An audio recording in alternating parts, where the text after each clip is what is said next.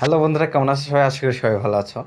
বন্ধুরা, আমরা spoken rule শিখছিলাম, একসাথে কথা বলা এবং লেখা কিভাবে শেখা যায়। বন্ধুরা, আমরা ইতিমধ্যে 3টি রুল শিখে ফেলেছি, আজকে 4 নম্বরটি।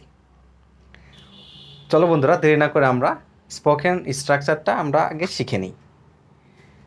আজকে আমরা কিপ ব্যবহার করে কিভাবে বাক্য তৈরি করা যায় সেটা শিখব।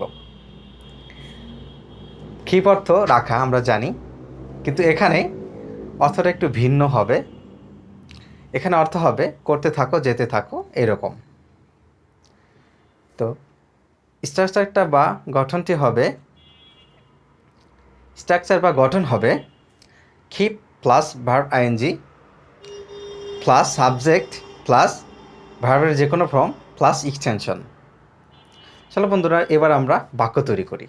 আমরা যদি এভাবে বলি, লেগে থাকো তুমি জিতবে, তাহলে এটার ইংরেজি হবে keep staying you will win. বা এভাবে বলে আমরা, তুমি যেতে থাকো আমি পরে আসবো, তাহলে এর ইংরেজি হবে keep going I will come on later. তারপরে এভাবে বলে থাকি, নামাজ পড়তে থাকো তুমি তোমার লক্ষ্যে পৌঁছে যাবে বা লক্ষ্য অর্জন করবে। Keep praying you will gain your aim. তো বন্ধুরা, এইরকম শত শত বা হাজার হাজার বাক্য তোমরা তৈরি করতে পারবে শুধুমাত্র একটি রুল ব্যবহার করে।